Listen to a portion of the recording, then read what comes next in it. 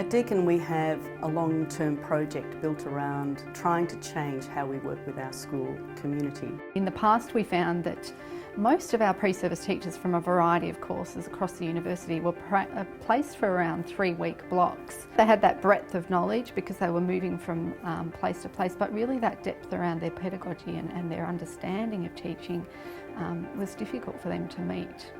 Deakin University has a very large school of education, and we have 3 campuses. One at Burwood, which is our city location, one at Waurn Ponds, which is in the Geelong region, and one at Warrnambool, which is our rural campus.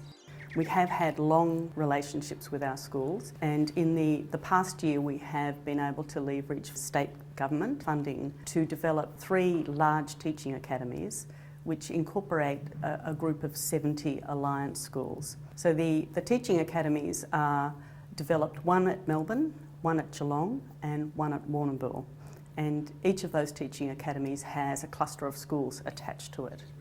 I'm Fred Clark, I'm the principal of Northern Bay College. In Geelong we're the merge of 9 schools, a low SES area, with a mantra to do things different and better. So very much based on collaboration, based around learning communities of a prep to 2, a 3 to 5, a 6 to 8 and then 9 to 12. I'm Narelle Harry, I'm the 6 to 8 leader at Tallis Street, which is a prep to 8 campus of Northern Bay College. The communication lines are really open.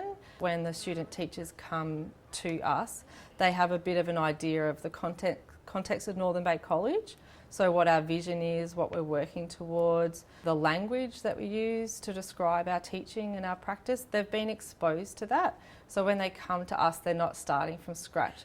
Before our placements, we were able to go as a class to Northern Bay College.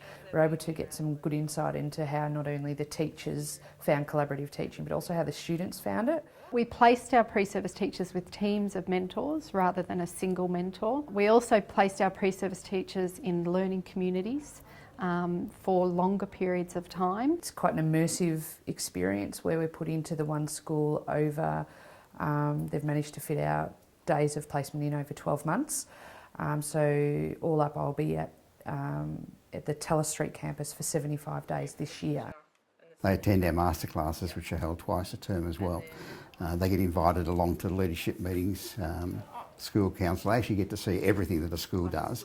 So that for us it gives us, it doubles the number of people who actually are working in that learning community. Looking at that data and then planning what next week will look like, what tomorrow will look like, and do that together so that when the pre-service teacher's delivering their part of it, it actually fits nicely into the work that we need to be done.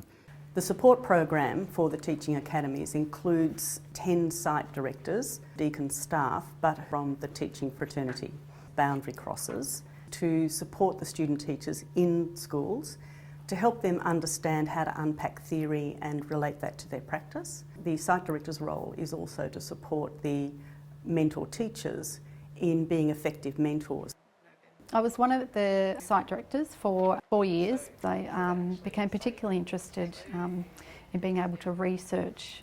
Being one of those boundary crosses, I started to see a real gap in the knowledge, and that was the way we overlap as 2 separate entities, a school setting and a university, and the way we overlap and the learning. I'm particularly interested in capturing that learning that occurred within that space in between. And I often think that our pre-service teachers sometimes operate in that space as well. So we're actually trialling a co-developed and co-delivered literacy and numeracy unit, which will actually be site-based, so school-based, delivered rather than delivered here in a lecture hall at Deakin University. Particularly interested in the impact on student learning outcomes by bringing large numbers of pre-service teachers, up to 60 to 70 pre-service teachers to undertake a unit around literacy and numeracy into a school and align that unit with school improvement agendas and outcomes.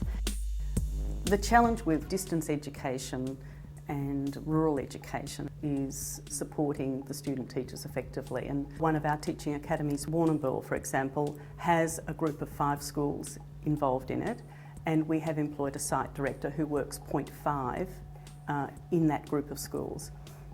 And they are supported by what we call a teaching support officer, a TSO, and they are connected to the Deakin campus by interactive video. They're able to work more effectively as a group and the issues of support are more immediate because we're able to provide more localised support, particularly through the site director. In the placements, our student teachers undertake what's called an assessment circle.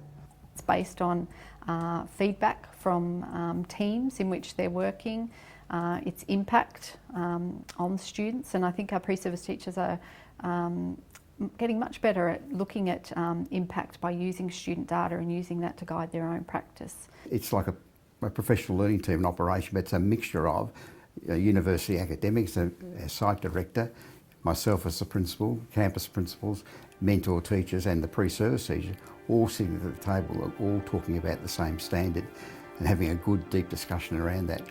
As I see those assessment circles happening, it's not just the pre-service teachers that are taking note of things that they need to do and be aware of, but I'm also finding the mentor teacher actually taking a note of that too. There's some strong benefits of having that good partnership with Deakin University. The students were asking me recently when I'm leaving, and I kind of said, well, I leave next week, but then I'll be back again. I got a few claps, which was nice.